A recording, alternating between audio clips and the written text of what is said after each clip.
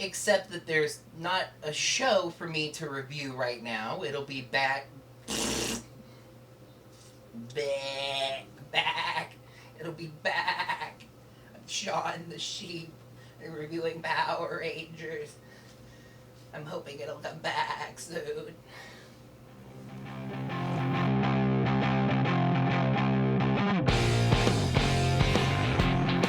Hello there, heroes. I'm the Orange Ranger, and welcome to another Power Rangers Dino SuperCharge Hiatus video.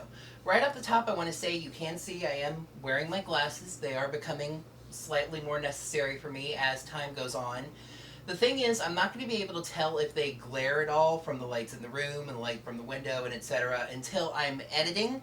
So if they are, I'll find a way to deal with that, but it's going to be in today's video. So apologies, but kind of need them to see good. With that out of the way, next I want to say that I cannot thank you guys enough for being so patient with me while I dealt with my various issues in getting the 100th episode completed and posted. You guys tell me that it's not necessary, but I still feel the need to apologize for that video being so late. Like I said in my This Is Not the 100th video, I'm pretty sure I've learned my lesson.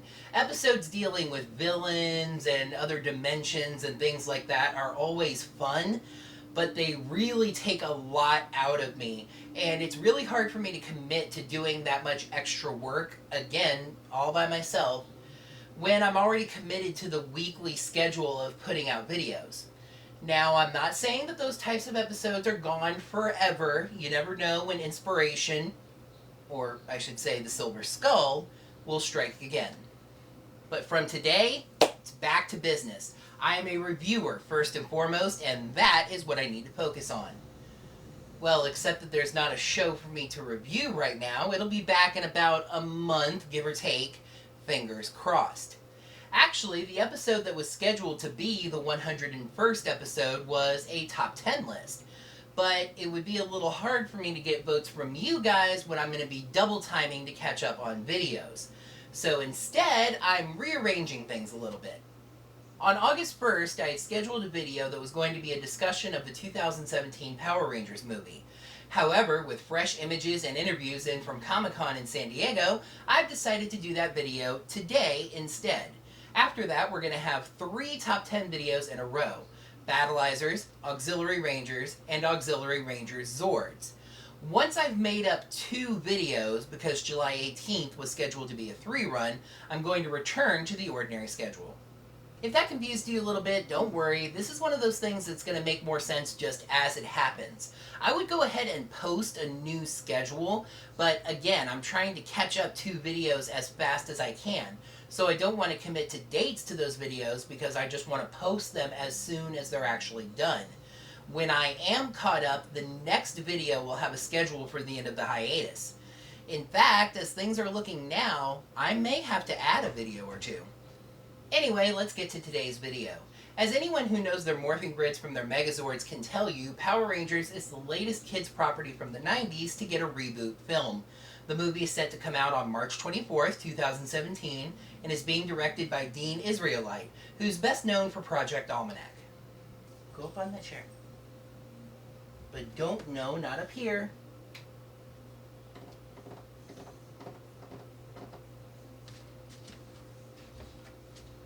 Sit there. The Rangers themselves are a cast of young, upcoming actors, and I actually like that. When you have an ensemble film like this, you don't want to have one big actor that's upstaging the others. So you can either have an Avengers or Batman and Superman situation where you have a group of big actors, or in a slightly smaller budget film like this, give a group of newcomers a chance to make their mark. The Pink Ranger, Kimberly Hart, is played by Naomi Scott, who was just in The Martian and is perhaps best known for playing Maddie in the canceled too soon Fox series Terra Nova. The Yellow Ranger, Trini Kwan, is played by Becky G, a singer who's just recently breaking into acting. She recently released her first Spanish-language single, Sola, and she's featured on Pitbull's single Superstars, which was the official anthem of the 2016 Copa America soccer tournament. The Black Ranger, Zach Taylor, is played by Ludi Lin, who honestly doesn't have much of an acting resume to this point. He was a wind monster hunter in the movie Monster Hunt. The Blue Ranger, Billy Cranston, is played by R.J. Cyler, best known as Earl in the movie Me and Earl and the Dying Girl. And our new Red Ranger, Jason Scott, is played by Docker Montgomery, who has perhaps the shortest acting resume of the bunch. He does have 3 projects in progress right now, but his only real completed work is a short film called Bertrand the Terrible. The cast has done some panels, interviews with various media at Comic-Con, and I have to say it was great hearing them talk. They seemed like a close-knit group of friends, all very humble and with good personalities. And most importantly to me, they all expressed a serious concern and hope that this movie stands up for us, the Power Rangers fans. And I've got to say, to me, it sounded genuine.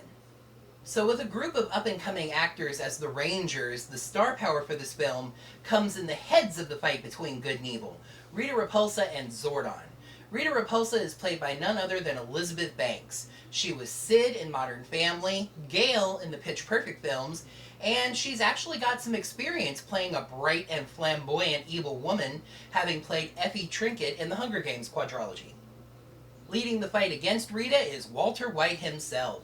Yes, the famous star of Breaking Bad, as well as Malcolm in the Middle, Bryan Cranston, is stepping into the tube to play Zordon. Now, interestingly, Cranston is the one actor in the cast who has experience with the show. Cranston was the voice actor for 2 monsters on Mighty Morphin, Twin Man and Snizzard. In fact, as most old-school Power Rangers fans know, Billy's last name, Cranston, comes from Brian. Alright, let's go ahead and get this part out of the way. The original show stepped 2 feet into a big racial controversy when they cast a black man as the Black Ranger and an Asian woman as the Yellow Ranger. Well, they avoided that this time. Despite Trini still being a Quan, the movie's character list includes a Mr. Quan, so Trini is a Quan. Becky G is unquestionably Latina, and it would be a real stretch to have her portray an Asian. As a matter of fact, the actor playing Mr. Quan is Canadian. And just like the show did when they fixed that little problem during the power transfer, the movie has gone with an Asian man for the Black Ranger. But do not get confused. This is not Adam, this is Zach. There are posters confirming that, but we'll get to that in a minute. That being said, this change could have been part of a different controversy with the fan base, making a bunch of changes to the Rangers, but thankfully that controversy doesn't seem to have manifested. Zach was changed from black to Asian, Trini, again, seems to have been changed from Asian to Latina, and most interestingly, Billy was changed from white to black. And again, all of those changes are 100% okay by me. This film is a new creation, it's a new thing, it's a different universe, and it is free to do with its characters whatever it wishes. This movie, at least to me, seems to have been teased very slowly. The first major thing released to promo this film is this poster, which is incredibly understated and really barely points at being for a Power Rangers film. But that's okay, that kind of works. It does get people wondering and kind of looking at it closely and going, oh, look, a Power Rangers movie is coming out. After that, as I just mentioned a moment ago, we got a series of character posters showing each Ranger's face with a colored lightning bolt on it and showing each Ranger's name. So yes, this is Jason, Kimberly, Trini, Zach, and Billy. I actually really like these. They look good, and they kind of put the new faces right out there in front of you. These are your new Rangers, folks. Interestingly, a lot of the marketing for this film comes from what I call arranged coverage. Entertainment Weekly has been the main source for that. It was the first place that we saw Rita's new look, it was the first place we saw the Rangers' new look, and just recently they posted a picture from the film that shows Rita and Trini. But now we've reached Comic-Con 2016 in San Diego, the mecca of geek and nerd news and information, and it has not disappointed for the Power Rangers movie. First of all, we've gotten a closer look at the helmets, which are on physical display on the show floor. The helmets are actually the one part of the new suits that I really don't like. They're just a little too abstract for me. It's a little too hard to tell what the dinosaur motif is on each one. When these were revealed in Entertainment Weekly, I was actually hoping that they would be tweaked a bit before we saw them again. And while the CG in the film does still technically make that possible, the fact that these are on display front and center on the show floor, I think that means these are basically what we're getting. But say, what are those things sitting out in front of the helmets? Yes, ladies and gentlemen, the helmets we've seen before, but these are a brand new reveal at Comic-Con, the Power Coins. Now, there's something that's a little unclear about the coins as of right now. The outer ring of the coin seems to be covered in like dirt or rocks, like these coins were recently excavated from the earth. Now, at first, I thought that meant that just the colored part on the inside were the actual power coins themselves. However, I just watched an IGN interview with the cast where they actually hold their power coins, and there does seem to be some kind of gold ring on the outside underneath the rocks around the colored part. So I'm hoping we get a clearer look at these soon. One thing that is interesting, though, are these square patterns that seemed almost etched into the rocks, almost like these coins have been radiating some kind of mystical energy for a long time. When the pink coin was on display, you could easily see that there was a pterodactyl head on it, and it looks different than the one used on the show, which I think is wonderful. Also, I really love that these coins are actually colored. One, it makes them pop out more than the standard bronze coins that we had on the show. And two, did you notice when the Legacy movie morphers came out that you had to buy 6 to have the entire set since there were colors on the morphers?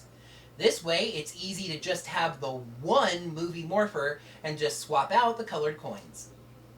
With the coins on display, the others weren't quite as clear as the pink coin. You could sort of see the T-Rex in red and that there's something in the blue coin, but you couldn't really see anything in the black or yellow coins, which I find kind of interesting because the black and yellow helmets are also the ones I find to be the most indistinct. Now, again, I thought that this kind of reflected an idea of the coins just being found, like the rocks and stuff on the outside. They were unrefined, they needed to be polished and shined up. However, in that same IGN interview, it was also revealed that when you shine lights through the coins, you can see each of the animal symbols on them. But the reveal of the power coins also led to another interesting observation. When Rita was revealed, many people speculated, with her green and gold armor, dragon-looking as it was, that she had some kind of a connection to the Green Ranger powers. Well, take a look at this. Yep, it sure seems like that Rita's staff actually contains the green power coin, even with that same kind of goldish or dirt and rocks look on the outside of it. Now, that would actually make sense to me if that only represents it being unrefined. Zordon would find the coins and study them and refine them, while Rita would just find power and immediately start using it. And just in case you were wondering if they were worrying so much about making a movie that they didn't think about a toy line for this,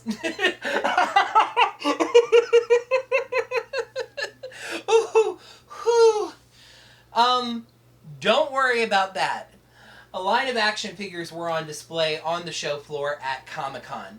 Funny enough, looking at these action figures is actually making me like the suits a little bit more. There's something about the action figures that gives me an in-action feel to the suits, and that's helping them grow on me. Now, it is said that the figures on display at Comic-Con are part of the new Legacy line of action figures, so they're going to run you about $20 a piece, and they're going to be Toys R Us exclusives. But don't worry, I am perfectly sure there's going to be a normal line of action figures as well. And in the same way we're getting Legacy line movie action figures, I actually really hope that we get a Legacy line movie Megazord for this movie. Just thinking about how awesome that would be, expensive as it would be with the full paint, the lights and the sound, and the die-cast metal, it could be really awesome. Make a normal line Megazord for kids and other people, too, that's fine, but A Legacy movie Megazord would just be really awesome. I was actually one of those people who was hoping the Legacy line would do a Mighty Morphin Power Rangers the movie Ninja Megazord in the Legacy line. But now I'm getting a little off track. One thing from this film that we haven't seen as of yet are the Zords. And this is going to be the first Power Rangers movie to feature the Dino Zords, so I'm actually really excited about seeing them. However, there was an interview with the cast at Comic-Con where they were asked what their Zord would be if they had their own Zord, and they more or less confirmed that we are in fact getting the Dino Zords. Actually, I think that kind of covers it. Besides the Zords, all we really need to see now are Alpha 5, who Dean Israelite did confirm is in the film, and the Command Center, and at that point you can basically release a trailer and start to get us really amped up for this thing. Are you guys excited for the new Power Rangers movie, and what do you think about what's been revealed so far? Let me know down in the comments below. Speaking of letting me know in the comments below, it's time to talk about Battleizers. Those big, bulky, American-made Red Ranger power-ups, though I am considering the other ones as well, just FYI. Battleizers have this funny quality where they tend to be either really good or really bad and nowhere in between. And in my next video, I'm going to let you guys know about my 10 best. But in the comments below, you can let me know your 1 best. Well, that's pretty much going to do it for today's video, and again, I seriously just want to thank you guys for being so patient while I got the channel back on track. I do this for you guys, to entertain you and see if you think the things that I talk about are interesting. It has done my heart a lot of good the past week or so to see so many of you not angrily demanding the next video, but instead telling me to take it easy, to make sure that I'm okay, and to get to the video when I can. Seriously guys, my subs kick 17 shades of ass. Thank you for being so awesome. But maybe you aren't a sub yet. You know you can be. It's as easy as clicking the subscribe button right down below the video. Did you hear that I just passed 100 episodes? Yeah, this is episode 101. Pretty cool, huh? Okay, but maybe you're not quite ready for the commitment of subscribing to a channel yet. That's okay, you can toss me a like on this video too, that thumbs up button right down below the video. That is also awesome. Or maybe you're already a subscriber and you want to go a step beyond that. Well, you could always toss me a few bucks of support if you have it to spare by going to my channel page and clicking on that blue support button, and I appreciate that all the more. Remember to tune in next time for my top 10 Power Rangers Battleizers, and until next time, may the power protect you. Now that is going to give us 3 top 10 videos in a row, Battleizers, Auxiliary Rangers, and their Zords. On August 1st, I had scheduled a video that is going to give us 3 top 10 videos in a row. Farts! If that confused you a little, don't worry. This is one of those things that's going to make more sense just as it happens. Anyway, let's get to today's video. As anyone who knows their morphing grids from their Megazords can tell you,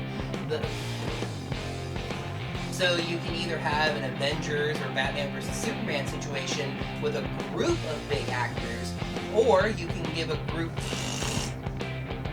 Rita Repulsa is played by none other than Elizabeth Banks. She was Sid in Modern Family, she's Gale in the Pitch Perfect films, and she actually has some... So with a group of newcoming actors, what does that even mean? Bryan Cranston is stepping into the tube to play Zordon. Zack was changed from black to Asian. Trini, again, seems to have been changed from Asian to Latina. And most interestingly... You gave me the funniest look when I did that. First of all, we've gotten a look at the...